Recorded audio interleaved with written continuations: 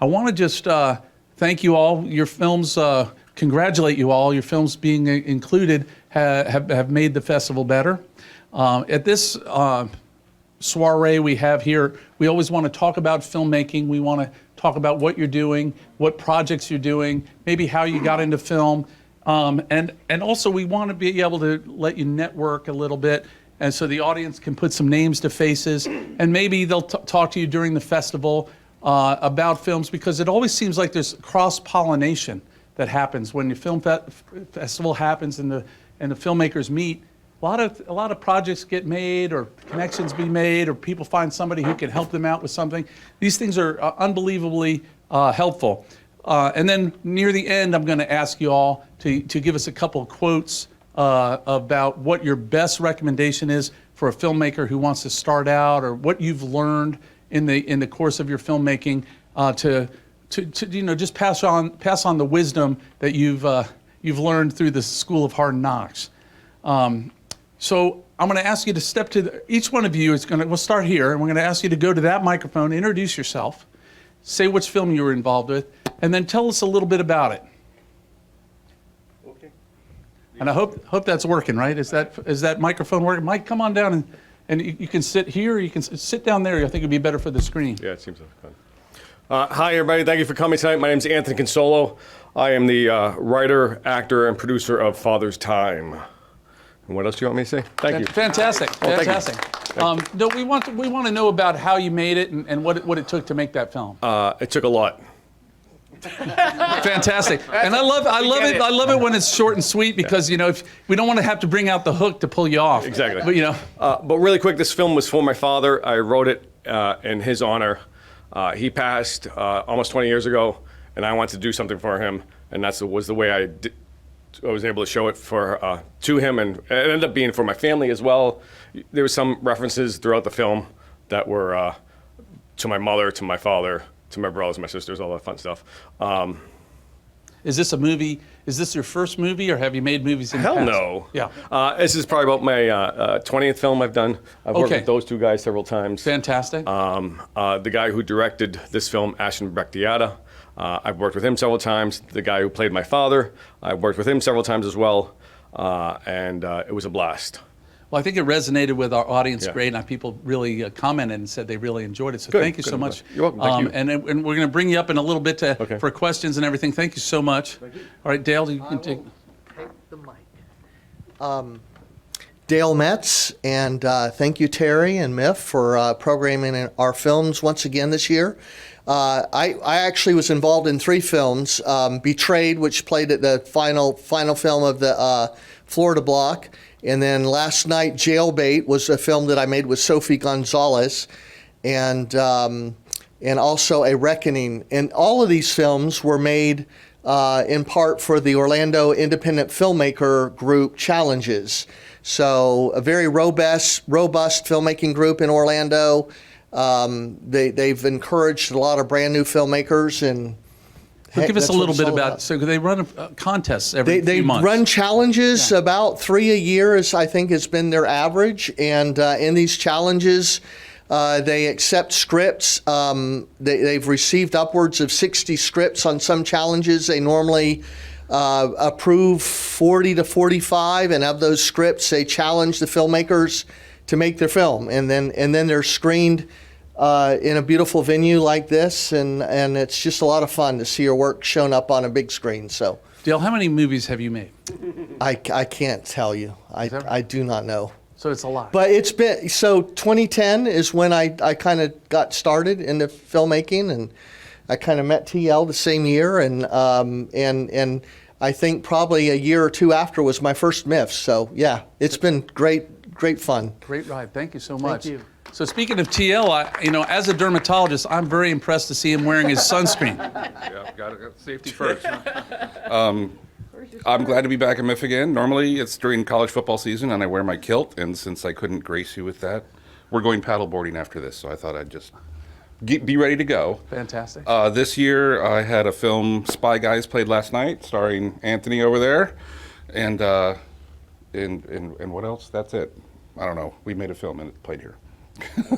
There was a backstory to that film. Was that part of a challenge or a contest as well? Yeah, that's we did that for the 48-hour film project, which, if you're not familiar, they give you 48 hours to make a film. So you have to have a certain line of dialogue, a prop, and a character in it, and then they give you the genre. So you don't even know if you're going to make a Western or a musical or whatever. And that's sponsored through who? That's an international program. It's it's 48hourfilmproject.com. All right, and it's just at a website that sponsors that? And it's in different cities around the world. So there's one in Orlando is probably the closest here. There's Miami and Jacksonville also. Oh yeah, hey, come on down. Come on down, please. Come on in. Well, it's during TL, so that's okay. Oh, yes, this is fine. Sorry. So we're having everybody step up to the microphone. Thank you so much, TL. Would you like me to repeat, Aleah, what I had to say? Just because we're not passing the microphone because of COVID fears anyway, I want to introduce Ian. Ian, come on up to the microphone. Hello, everybody. My name is Ian Bertel. I did Voyagers was my first film. That was on Thursday. It played. It kicked off the festival, which I really appreciated Terry for having that kick it off and everything. It was awesome. That was with Chargood and Christopher Maslow. We shot it over at the Hotel Melbourne in the landing. Then today we had Ocean's Eyes, which I wrote and directed back in 2019, and then it was in post-production for a long time, and COVID happened. I didn't submit it to any festivals, and this was, I think, the third festival's been accepted too, which is awesome, and it's been on some online festivals in Los Angeles, and I'm very happy about it. I think it came out really good, and I think that you had a good audience response. People enjoyed it. I got a lot of nice comments. Ian, I personally want to thank you for being the liaison with Hotel Melby. What a wonderful after party they hosted for us. It was really great. Of course. Really appreciate that. It was a really good time. Great time. I think all the MIFFers really enjoyed that tremendously. No, yeah, thank you for having me do it. It was an honor. Right. Well, thank you so much. And so we're gonna come back to you in just a little bit and ask some questions about your film. But before then, I just want to know, what is it like making movies in Melbourne for you? Well, I think that Melbourne has so much terrain that you can shoot at. I mean, we shot in Cocoa Beach for this one, for Ocean's Eyes. And, you got the beach here, the river, jungle terrain. You can go out in the swamps. You can do like desert scenes if you want to go out to Miko or whatever. And we got it all here. And I think it's a great place for movies to start coming and filming at, absolutely. Fantastic. And I love doing it here. Yeah. Everything's here. We got great catering too for all the food lovers on set. And it's awesome. Well, that's something that people were asking me yesterday is getting food for your crew and your talent. How difficult is that? It's not very difficult. No. Well, for Ocean's Eyes, we did a 2-day shoot, and we had Taco City do crafty. So yeah, they love to do it. Restaurants love it because you get huge orders. Yeah. Like we had a crew of 15 for Ocean's Eyes, so they were stoked to do it. It was awesome. Fantastic. Yeah. But it's not that hard. Yeah. Now, one year we had a movie shot here, a feature film called I'll Believe You, and there was a restaurant featured in the movie. And because the restaurant was featured in the movie, they also provided craft services for the movie. So sometimes there's ways to lower your budget by including people in a film. Did you offer Taco City a ad placement or anything? My producer was in charge of that, so I don't believe, but we did not. No, Okay. I just had I had a producer in Mexico that came out and did it, so he just was in charge of everything. Fantastic. Yeah. And did the tacos live up to his expectations? Absolutely. No. Sorry. No, that is a no. No, Mexico. They were American tacos. Yes. Right. Tex-Mex action. Yeah. All right. Well, thank you so much, Of Ian. course. Thank you, everybody. And- Thank you. Archie, I'm going to let you come to the microphone. Hi, I'm Archie De La Paz. I did Nick Laser, which this is my 7th year. And interestingly enough, my first entry was Nick Laser, the animated version, because resources was nil. So I had to do everything by myself. So it's kind of nice now, speaking of Melbourne resources, for me to do the live action years later that I could do with technology and sci-fi and CGI, and that I could do pretty much spaceships and things. Archie, you're also an actor in a movie we're showing tonight, isn't Yes, I got rounded up by Randall. So yes, Okay. it's my debut apparently. it? All right, fantastic. So- That's called Snack Panic. Yes. We're going to talk about that with Randall in just a moment. But Sue, why don't you come to the microphone? Okay. I'm Sue Dontel, and my movie was shown this morning called Subjugated, about saving the elephants. Tell us a little bit about what motivated you to make that film.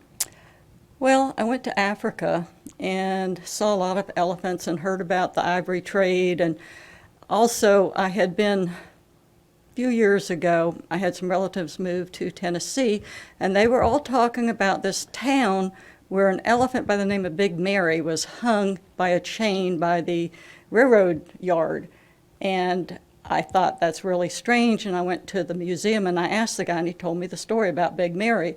Then I heard about Topsy, both elephants killed by man. Of course, Big Mary was because the guy was riding her through town, kept prodding her, and she threw him off and killed him. And 100 years ago, the punishment for committing murder was death by hanging, so they hung Mary. The other one was Topsy, I believe in New Jersey, and they electrocuted her. What's the guy's name? Edison. Edison electrocuted her and killed her. And so Barnum and Bailey, they just recently, a couple years ago, released all of their elephants up to a sanctuary. And I just wanted to tell about it. Well, thank you. I think it was very moving and great audience reception to Yeah, it. yeah. It was a departure for what you normally, the films you've made. And, you know, just to give a shout out, you've had a film in every MIFF. For 23 years. Yeah, so pretty fantastic. Pretty fantastic. Yeah. Well, thank you so much, Sue. I'm going to ask Randall to come up to the microphone. Long way to go still. And Randall, we haven't seen your film yet, right? No, it's tonight at 7. Tell us a little bit about what motivated you to make this film. Well, first I want to say that the Subjugated film was fantastic. I don't think I'll ever forget it. Oh, thank you. The Snack Panic was based on a true story. These little Lunchables that you get. It's made by automation, of course. And one day, oh, actually twice in my life, I've got them, and they were short. A piece of meat or a piece of cheese, so I wrote a film about it. So. But it's absolutely ridiculous. So I can't the remember. level we take it at. So. Did you have a credit in there inspired by a true story? Yeah, it's at the very beginning. Because it really happened. It's So. fantastic. Anything that you wanted to say about making it? Was there some difficulties you ran into in making the movie? Well, the difficulty came in months before when Archangel and I were trying to round up a dancer for another film idea that we had, and it panned out, or it didn't pan out. So then we wind up having to scramble and write this real quick and get it shot and done in a month or a few weeks. So that was the hitch. Everything else went off great. Fantastic. I think everyone's going to be looking forward to it. Thank you so much. I'm going to invite Mike Germain up. Hello. Hi. So, Mike, we want you to introduce yourself and tell us about the movies you made. I'm Mike Germain. I didn't really have any movies. I had like 3 music videos today. They all kind of are based on some sort of like storyline, so I guess you kind of could call them a movie. But anyway, it's I've really enjoyed immersing myself in the community, using the resources and the people and the location. I've been on the road as a professional filmmaker for a long time, so being able to do projects here at home is great. And you're working on some big projects now, aren't you, Mike? Not really. Oh, I thought I had heard that you were working on a feature.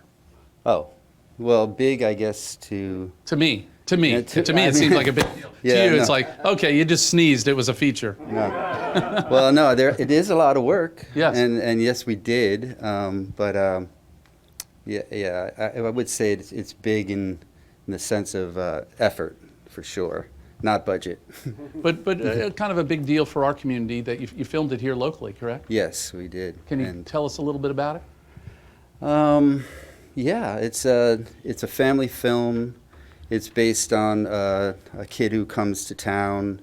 It's like his last stop in his journey as a foster child, and his faith puts him up against some very evil forces, and it's that journey.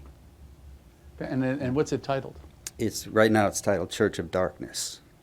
fantastic. It's written by a local screenwriter. So we tried to use, pretty much all the resources that we have here. So. And Mike, I just on a personal basis, I thank you for all your help for me in the past and helping some of our productions and everything. Oh, absolutely. For sure. My pleasure. Yeah, really, Okay. it's been a long time. We've been working on a lot of different things. And a lot Yeah, of we go way stuff. back when you Yeah. mentioned first-time caller, or Right. I'll Believe You. Right? Yeah, That was yeah. quite an experience. It was. Yeah.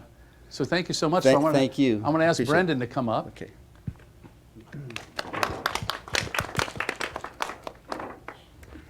Hi, everybody. I'm Brennan Rogers. I had 3 films play in the comedy block last night. Socially Distanced Cinema, Scene Riff or Quarantined with a Green Screen, and The Unemployed Mermaid. They were all made really during the lockdown portion of the pandemic, largely as a way of staving off boredom. But it was fun making the films, but it was so much more fun watching it with an audience. I realized I haven't really been in a festival screening for a better part of 2 years, so Right.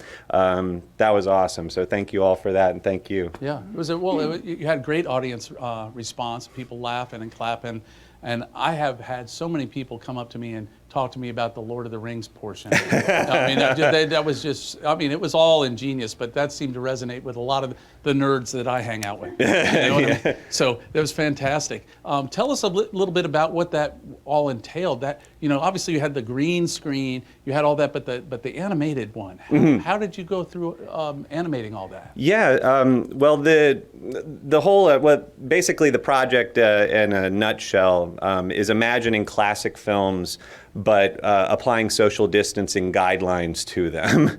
And it was kind of born out of the fact that we were watching a lot of movies during the pandemic, and it's amazing how things look instantly dated when there's a large group of people and no one's wearing masks or something like that. Right. So it was born out of that idea. But then, of course, like if we're going to parody these films, these famous films, we parody Jurassic Park, Lord of the Rings, and Jaws. These are big films, big casts, and obviously that's the last thing you want to do during a pandemic is get a big cast together. So we decided to go the animated route, and they were produced for our YouTube channel, and we do monthly videos on the channel. So it's a very quick turnaround, and we decided on this really kind of crudish style animation, almost like South Park style, but that was so that we could match our deadlines for the YouTube channel releases. But yeah, that's pretty much how it started. And the animator on that is a good friend of mine.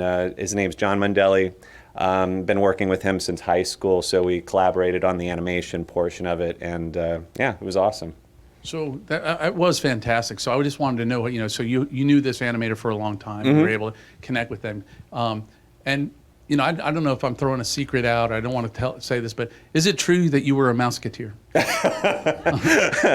No, not exactly. I was in an episode of the new Leave It to Beaver, though. Oh, fantastic. Yeah. Okay, fantastic. With I acted opposite a guy named Leaf Phoenix, who later changed his name to Joaquin Phoenix. Right on. Yeah.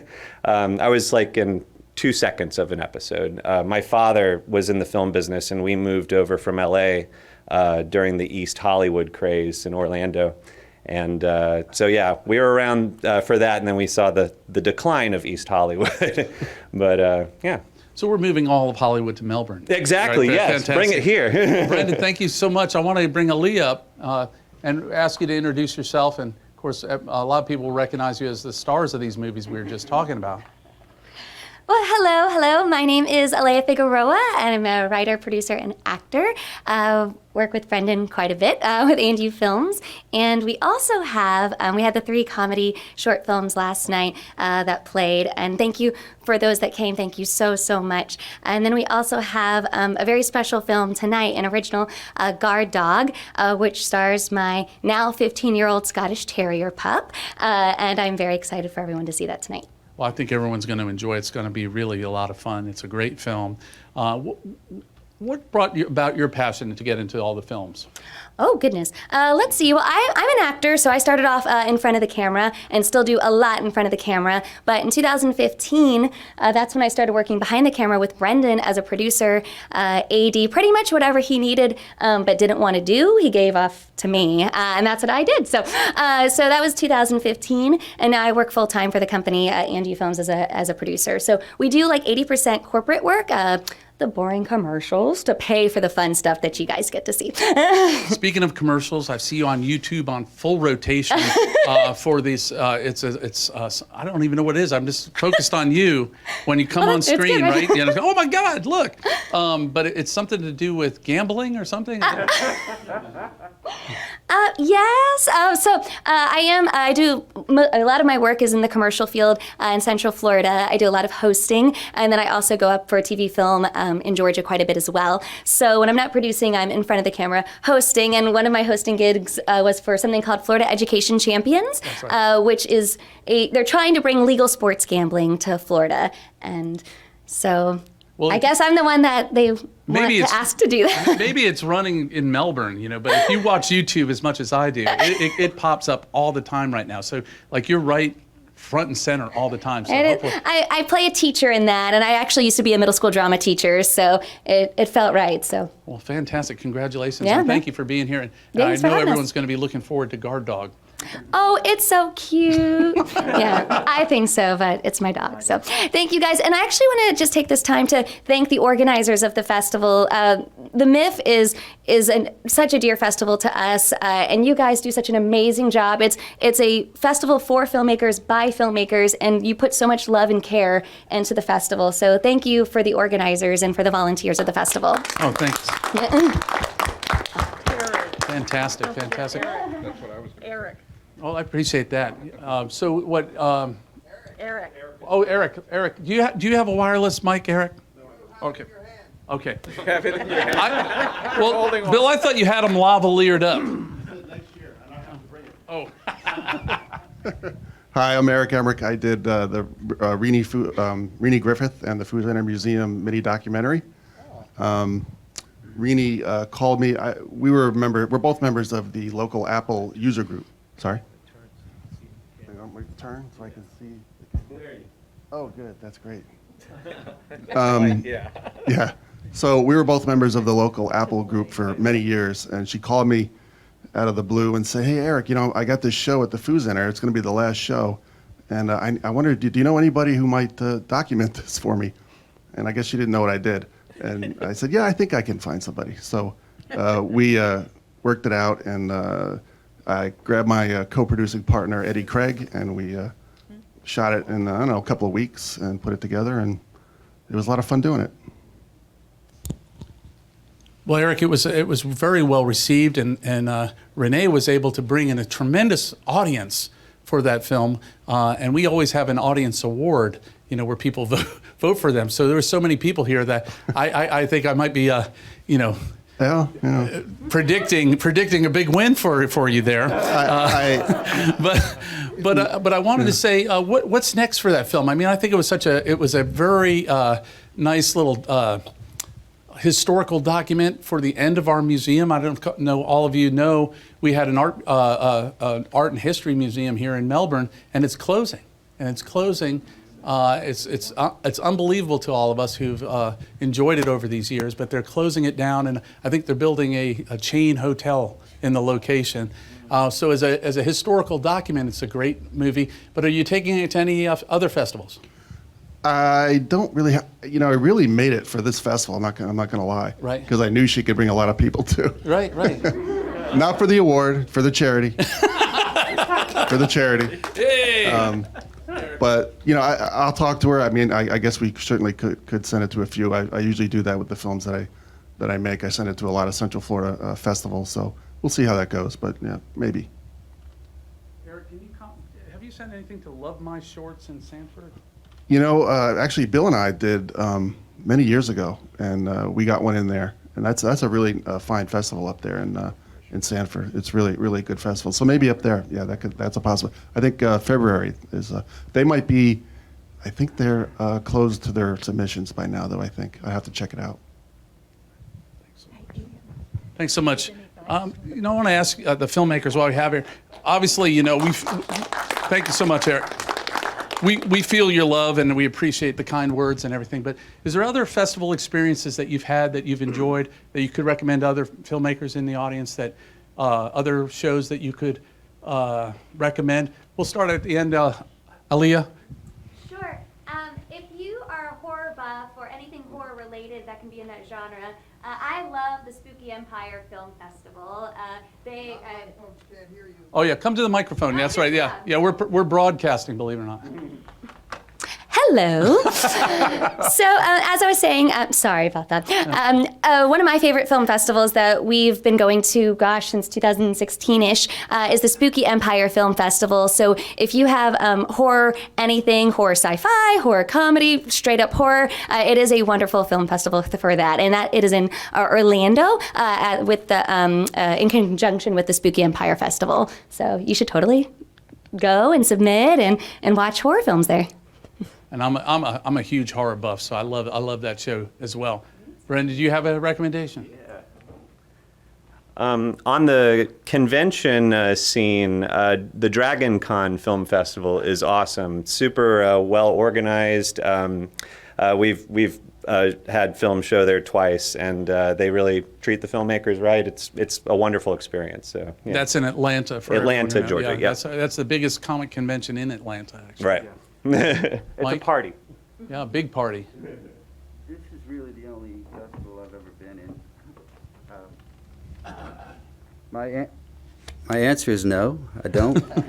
But there was a festival I once put a movie in. I don't know if they're still doing it. Saints and Sinners over in St. Petersburg, I believe. And it's kind of fun, like winning an award, like best something.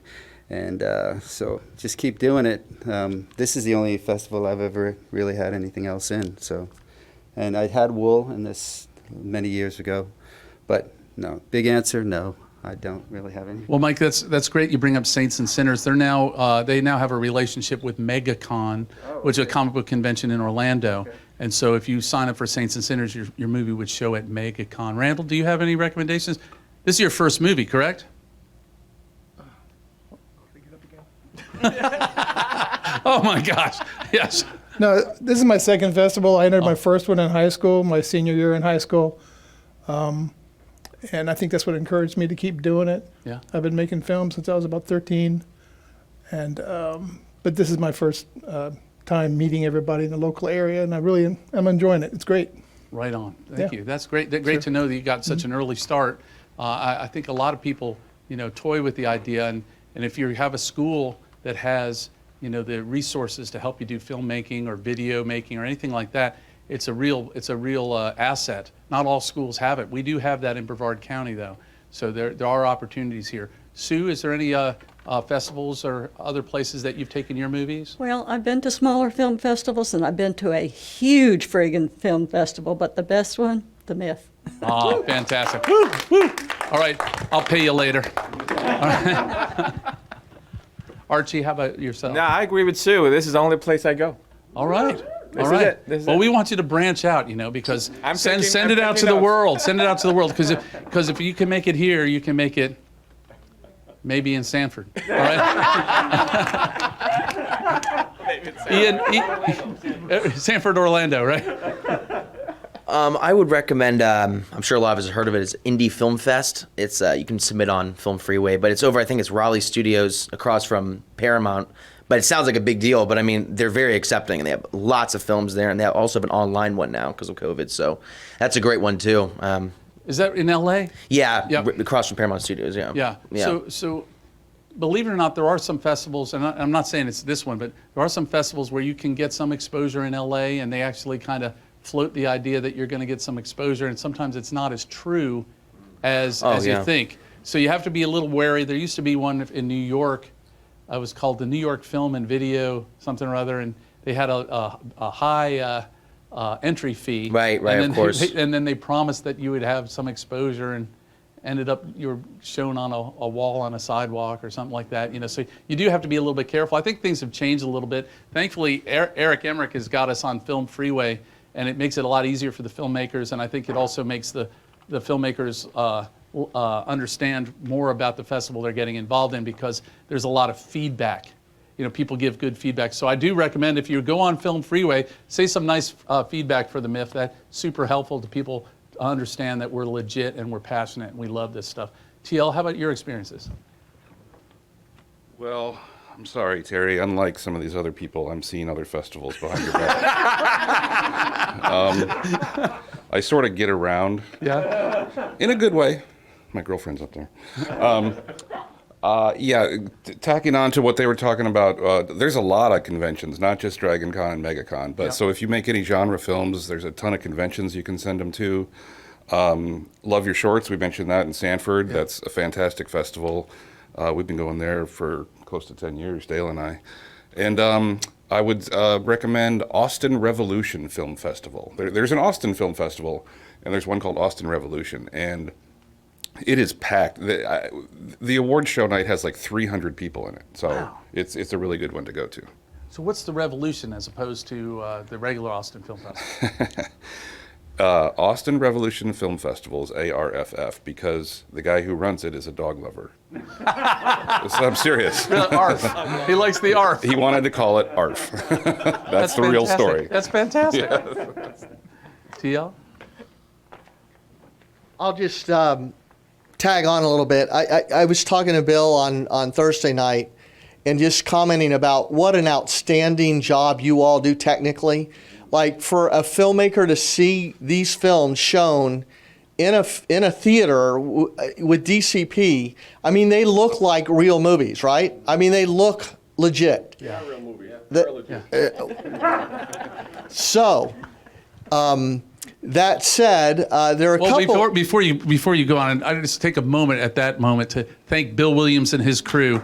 I mean, to make this happen. It really, it's a labor of love on his part, and his passion is to make you look as professional as possible. And sadly, there aren't that many festivals, and I'm most familiar with the ones in Florida, outside of like the Florida Film Festival, which is a very hard nut to crack. But the Cineflow is one that screens in a real theater, and so they're a fun one to subscribe to. Say the whole name. Cineflow, say the whole name. Central Florida Film Festival, yeah.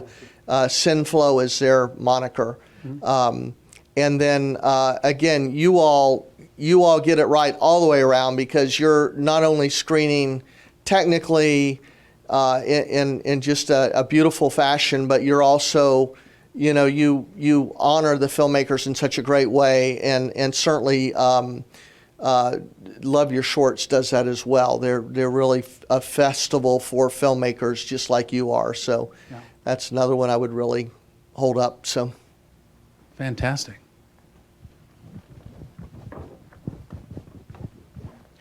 Hi. Orlando Film Festival is really cool. I was there last month, I think it was. We were nominated for Best Short Film, which was kind of cool. Also, give a shout out to the Enzian Film Slam, and also there's another Film Slam. There's two called Film Slams, and they're both free to get in. And Film Freeway is an awesome place to check out for festivals. You can go for your price from like a $5, free actually, all the way to like if you want to spend $100 just to submit your film. And also, thank you. This is my first time here at MIFF. I'm loving it. It's great. The sound was incredible. It's the first time I heard my film with that kind of sound, and I was like blown away because I heard all like the wind and the lightning and everything. I'm like, oh my God. Well, I got to tell you, like Bill Williams, Billy Both, and, thank you, Billy. and Connor McLeod, they've really knocked it out of the park, and I appreciate that. Do you have any experience with the Sunscreen Film Festival? Because I've been on panels with the chair of that festival, and it sounds like a great show in Tampa. Okay. Yes? we've been there. Sunscreen? As a dermatologist, again, that just sounds like the great name for a festival. Sunscreen Film Festival. It was very well done, very well organized.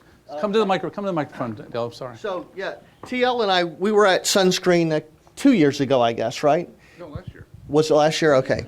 It seemed, I'm old, so it just time seems like really drawn out for me. But at any rate, they also screen in a theater. Lots of good parties and interaction for filmmakers. So yes, thank you for bringing up Sunscreen. I guess for us, just announcing different festivals, we'd be remiss not to try to call all of them out. Fort Myers Film Festival, if you want to go down south and hang out on the Southwest beaches, is also a great festival, and they work very hard, but nobody knows better than you guys that organize these how much work goes into them. So. Right. Well, speaking of a hard worker, Emerick here, I just wanted you to comment a little bit about Film Freeway for those in the audience who don't know about it, and what an asset that has become for us. Turn around. Face the light. Yeah, Film Freeway is the the online way to curate and to get your submissions in and to view them, rate them, curate them, and I'm reminded of Without a Box. If anybody remembers Without a Box, and if you don't groan when you hear that, then you probably don't remember. It was just, well, I'm not going to go into it, but when Film Freeway came out, it was like, oh my God, yes, this is what it should be. This is what online curation should be for film festivals. And it's just it's easy. They have searchable databases. You can do your payments, your ticketing. There's so much you can do with Film Freeway, and it's just been a great asset to any film festival. I think they've taken over the market, so it's really great. You don't have any financial disclosures with them, do you? Okay. No, Film Freeway has made it really, really nice for the judging of the films as well, because everyone can watch it at home on their computer or their laptop. We don't have to be passing videotapes back and forth like we used to. It's really moved things into a whole different direction. Speaking of different direction, I want to take this conversation a different direction. I mentioned we always like to have a moment where you guys give a chance to impart your wisdom to the audience about making films. Because this is a passion of a lot of people in the audience. It's your passion, but I know you've learned things along the way. So what is probably your best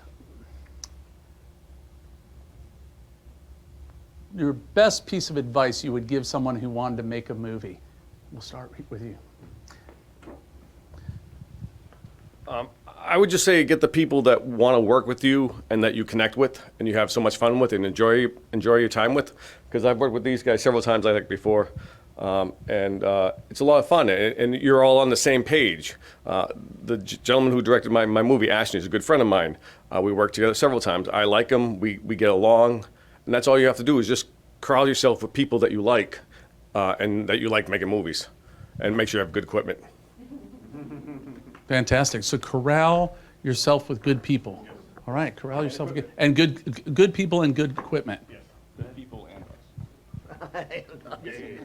So I say this every year, and I'm not going to change. You don't have to have helicopters in your film. How did you do that? That was all CGI. Fantastic CGI. Thank you very much. Fantastic, seamless. Well, and that's always an honor to hear.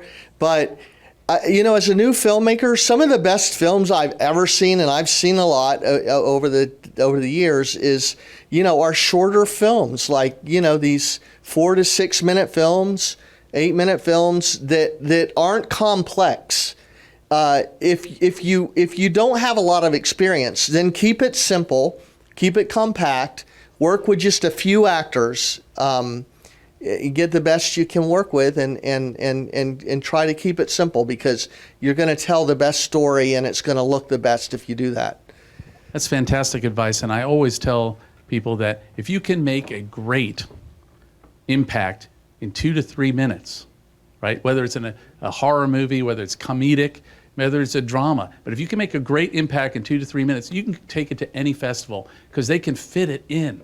When you make your dream 45-minute film, a lot of festivals cannot fit that sucker in, right? And so you get your heart broken because you made this dream 45-minute film, and then what are you going to do with that dream 45-minute film? It's not a feature. It's not. So, if you can do it in 2 to 3 minutes, the world is your oyster. TL, why don't you take the microphone? My advice would be that you can do it. Even if you don't know how to do it, there's a tutorial out there. Watch YouTube. Grab your camera. If you don't know what the f-stop does, change the f-stop and see what it does. You can do it. All of us here didn't know how to do it at one point, and you can do it. The the 3D CGI that Dale does, that was all like online tutorials and just working with the program. You didn't go to college for that. So you can do it. I believe in you.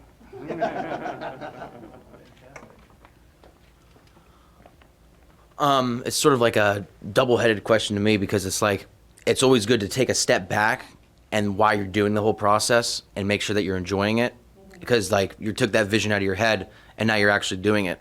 So it's always good to take a moment and take a look at it, and everything seems to be running smoothly and everything, and really enjoying the process. But then on the other side of me, from the director's standpoint, is always to make sure you have good scheduling and a good AD. And if you don't have an AD, but just make sure that you look up some tutorials as well as scheduling and everything, so that way you can get everything you want with the time on your side. Because it's so important, because I hear it so much, people not having enough time and time slips away and everything. So that's what I think scheduling is a huge thing of advice I'd give, is make sure you're good at scheduling. So we have some young ladies who are tweeting this advice out on Twitter. So thank you. But scheduling and time slipping away seems to resonate with me. I think probably all of us, time is precious. Archie, you want to come up? Well, I agree with do it, so simply do it. But I agree with scheduling. A deadline for me is important, because it's only as good as the deadline allows. Because if I don't have a deadline, it'll never get finished. It'll just keep going. So if I have a deadline, which is MIFF, it's my deadline. Right. It's as good as I submit at the last day. Just July 4th. This is my deadline. So that's pretty much, if you don't have a deadline, you're just going to keep doing it. That's a great life lesson too. Making deadlines and making sure you fulfill your deadlines. But some people make their movies and they're never finished. George Lucas was still working on Star Wars and fixing it and tweaking it and doing all these different things years later. He never really finished it until he sold the whole franchise for billions of dollars, right? It's no longer his. It's no longer his, right? Sue? My advice would be find a filmmaker that knows more than you do and learn from them. And then get a really good script that has a beginning, middle, and end, a problem to be solved and resolved. Get really good actors, and then plan it, organize it, and implement it. Fantastic. Great advice. And the importance of mentor and mentee is a huge one. If you can find a good mentor who's done this stuff before you. Bill's really good at mentoring. Yeah, Bill's a great mentor, for sure. Randall? Best piece of advice.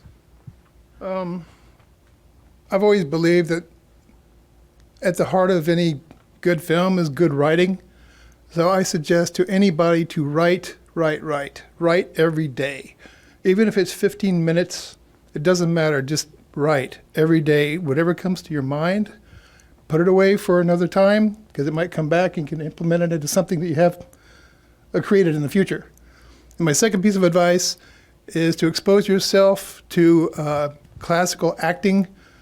Learn as much as you can about how to act and how actors do what they do. I think it makes you a better director. And I think that in turn can make you a better editor, because you're understanding how the actor works and how they think. And then you can actually empathize with them and motivate them in ways that are unconventional.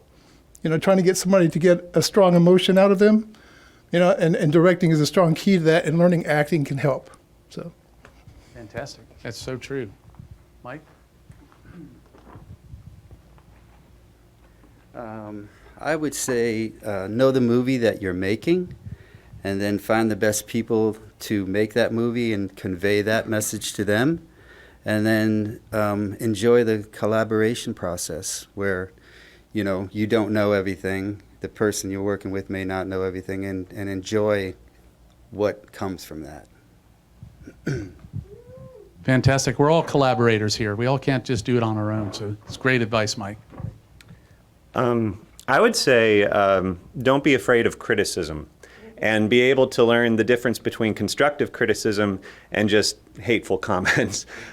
We do a lot of videos for YouTube, and there's no shortage of unfiltered opinions on YouTube.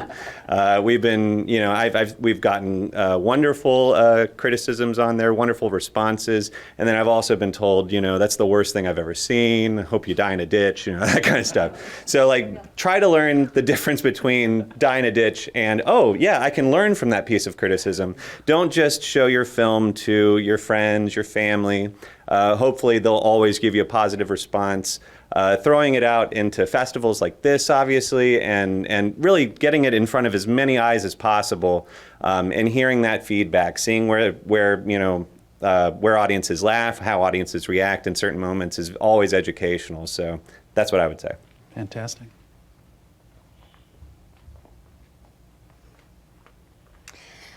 This piece of advice is specifically for new filmmakers that may not have the opportunity to pay their actors or their crew. Just because you are passionate about your film, and you should be, it's your story, you're telling it from your perspective, you absolutely should be passionate about your film, does not mean that every actor and crew member has that equal passion. So in scheduling, if there are people that are donating their time and volunteering their time, don't use and abuse them. Be kind. Please be kind, especially if you want to work with them again.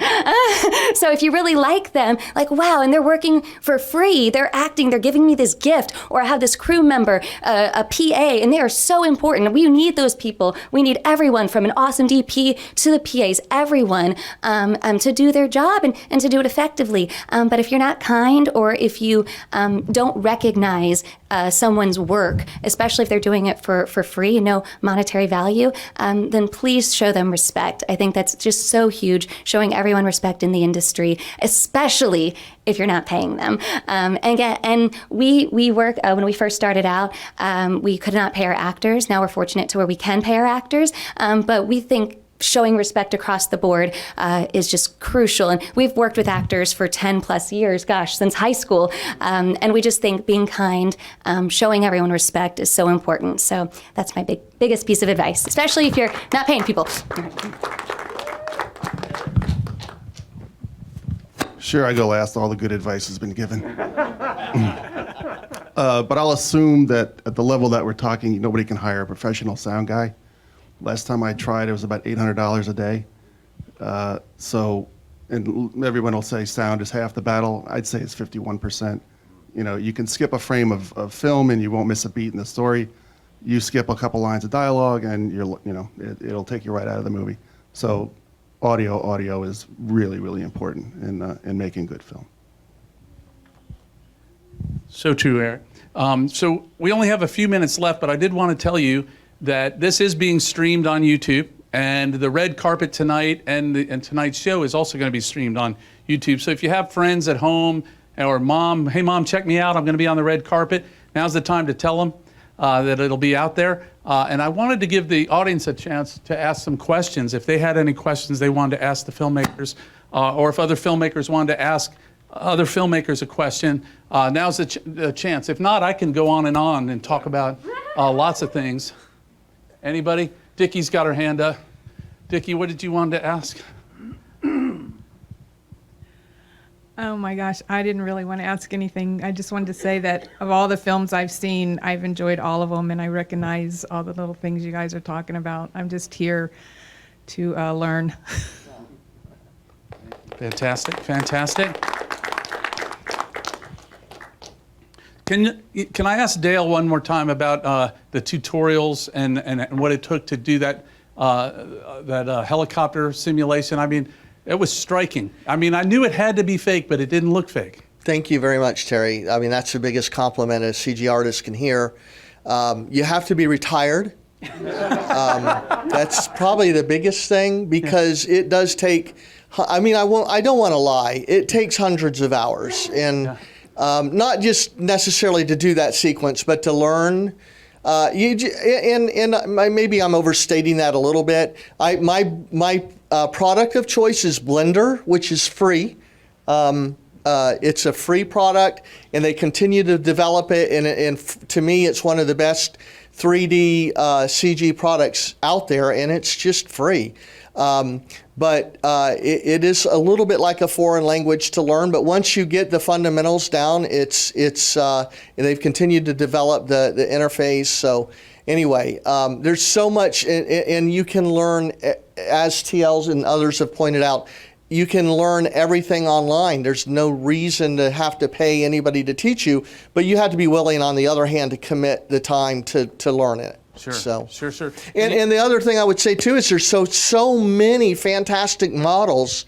When I first started this, the models seemed like, I don't know, they seemed like a kind of outside of even my price range. I mean, they were pretty expensive, but it just more and more, it seems like there's so many talented people out there building models. So if you're not a modeler and you just want to take these things and create with them, there's so many wonderful models out there. No kidding. That's fantastic to hear. And I love to touch on technology because part of our mission at the MIFF was to stimulate filmmakers, to promote filmmakers, and we always knew that a lot of times the films weren't going to be as professional as some of the things that we might see on TV or on the screen. But if there was a good story, kind of like what Randall was getting at, if the story's good and writing's good, and maybe they just didn't technically have it all together to make it look perfect, or maybe there might have been a boom in the shot or something like that, but the story came through, we wouldn't discount a film like that. Mm-hmm. But now it's getting to the point that the technical level of your films, of the films that we're seeing, are just so incredible. Now it's like if something's not technically up to snuff, it's now kind of obvious. And we're seeing more films being shot with telephones, with their phone cameras, and they're still pretty awesome looking. Yeah. Is there anything that you guys have, any barriers to technology that have prevented you from making a movie, or do you feel like you have to have the finest cameras necessary? Because I'm old enough to remember when we were shooting film and all the troubles that we had to do there. To think that we could shoot a movie with our phone is unbelievable. I don't know how many of you saw The Balcony last night, shot on a phone. It was a spectacular film from Ukraine, and it was shot on a phone, and it was just amazing. The technology in our pocket is almost as good as anything we got. Anybody have any technology issues that they're dealing with, or do you feel like you have to have the finest camera available? TL, what did you shoot Spy Guys with? That was shot on a Blackmagic Pocket Cinema camera, 4K. And yeah, you can shoot with your cell phone, and you can get really good quality out of it. I would say, at least for me, the biggest problem is locations. We there's no studio in Orlando that you can make a set, or you can't afford it, or I can't make a hospital room drama in an operating room because I don't have access to that. And even if somehow you could find it, it's going to be expensive. So yeah, use your cell phone, make a film. The hardest part is, getting out of your living room, because everybody makes a film in their living room. It's fantastic. Brendan, you were able to do something pretty exceptional with all the green screening that you did. Can you tell us a little bit about, was that technologically challenging, or is that something that everybody could do? Well, yeah, it definitely, anybody can do it. It was, we learned that whole process really through tutorials and whatnot. The first feature film I did, actually, it was over the course of 9 years to make this. It was kind of my film school, and that was shot all in front of a blue screen. And it was kind of a trial by fire. We shot the movie in front of the blue screen without having any idea how the chroma key process worked, how the post-production worked, and whatnot. So that was actually, over the course of those many years, we learned how that whole process worked. And now green screen and blue screen, chroma key is just one of the many things we do on a regular basis. Was there a certain camera that you used for the green screen film? Yeah, we shoot most of our videos on the 5D Mark IV. Okay. Yeah, it's a great camera. Well, fantastic. Yeah. Mike, what about when you're shooting all these music videos? Are you using a certain technology, a certain camera that you're using, or? For the Anya, I did use my iPhone for the Is that Anya right? video. Let's see. The Give Me Something was shot with Alexa with Cook Primes, which that's about as nice as it gets. And then The other one was a Pocket 4K, the Black Magic. And when you were shooting your recent feature, what were you shooting that on? Pocket 6K, 4K, Black Magic. Yeah. But one thing I do want to say, it's like when you talk about the issues, actually it's the most liberating, exciting time for a low-budget filmmaker because everybody has access to the tools. We can all edit, we can all shoot. We, incorporate visual effects and CGI and all that. It's pretty amazing.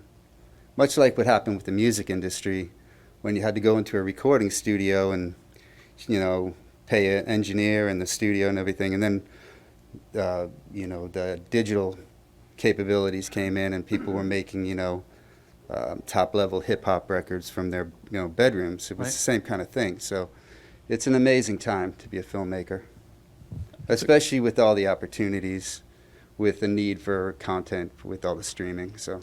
And it's a great point that you're making because I remember reading filmmakers from like the 60s and 70s talking about the expenses of making a movie and having to listen to the corporate voices so that they would have to change their story or do this and that. Right. It's almost a liberating thing happening now that the artist can actually speak with their own voice a little more effectively because the equalization that has happened with this technology. It's kind of a being level available. playing field, really. Yeah. Yeah. It's super exciting. I can't wait to see what happens. I mean, today was, just seeing some of the work that was done. It's like, okay, that's where it's going. Yeah. You don't have to take it to a post house to just have an idea that's in your head come to fruition. You can do it in your home office. So it's pretty cool. Very cool. Yeah. Very cool. Well, I could talk about film forever, but we're coming to the end of this portion.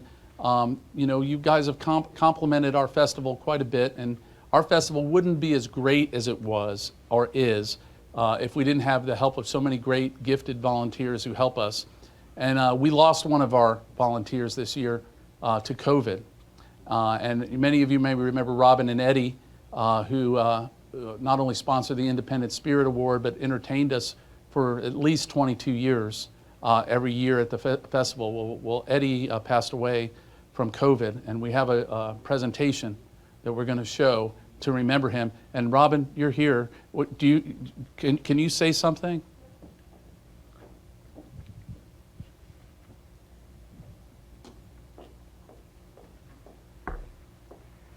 Hi, everybody. It's good to be here. Thank you, filmmakers. Eddie and I were big supporters of the MIFF from the very beginning that we heard about it. And Eddie has been my partner, music partner, for 26 years. We played all over the country. We played in Canada and Texas and California and New York. We've recorded lots of music. And we were in the midst of releasing a lot of that music on the radio when Eddie fell ill. He would not be vaccinated and he would not wear a mask. So I will be wearing a mask during this festival for Eddie. And I want you guys to know, Eddie put his heart and soul into everything he did every day, whether it was managing Ichabods, whether it was playing music, writing songs, being your friend. He was one of the most loyal people I've ever known. It's a huge loss to his wife, Susan, to my family, to his daughter, Abby, and to all his many, many, many friends that are all over the place. When Eddie passed, I was on FaceTime with him, and I was playing him a song that we did called Starman. And the lyrics are, "Go with the starman, become the starman, you are the starman." And as he left his body in the middle of the song, because the nurse stopped me and told me what was going on, there was a little smile on his face. And after being on a ventilator for so many days, to see a little smile come across his face when he heard the music made me feel like that I could give him a gift at the end, because it was very shocking to lose him in less than 2 weeks. So I just wanted to thank Terry and the guys here. Everybody at the film festival has been very, very kind to give us this moment to honor Eddie. He volunteered to bring, we got food for the MIFF before from Ichabod's and other sponsors. And wine. And I was just going to say, and wine, and he managed to marry the lots of the things that he loved to do to help everybody. And he never complained about dragging the equipment in. He always put it away. He always helped people carry things, me especially. It was very strange getting ready tonight and knowing that Eddie wouldn't be here, because every time on the way over, I'm like, Eddie, I'm coming in fast and I'm coming in hot. You got to get my bags for me and everything. And he was always super helpful to everybody. Now, the 3 boys, and who are actually the 4 boys that put on the film festival, have done this with heart and for charity for the last 23 years. The technical crew behind the cameras, behind the films, Bill Williams from A Cut Above Video, Connor McLeod, they are the ones that put this video together. And Emerick, I think you might have had some hand in it. But getting the pictures together, it was kind of difficult. As you can imagine, 26 years of things are sitting in boxes. If anybody ever wants to do a digital museum of Robin and Eddie over the last 26 years, I have lots of stuff. So it was really just getting what we could out to them. But I just wanted you to know that Eddie would want the show to go on, and he is very grateful for all the years he got to participate in this festival. And Terry, thank you. Filmmakers, thank you. Without you, we wouldn't be here. And it's going to be weird not playing tonight for you all, our original music, but you can always go to robinandeddie.com or Amazon and get some Robin and Eddie and the Secrets music. So I want to thank you from the bottom of my heart for giving Eddie this moment. Thank you. Thank you, Robin.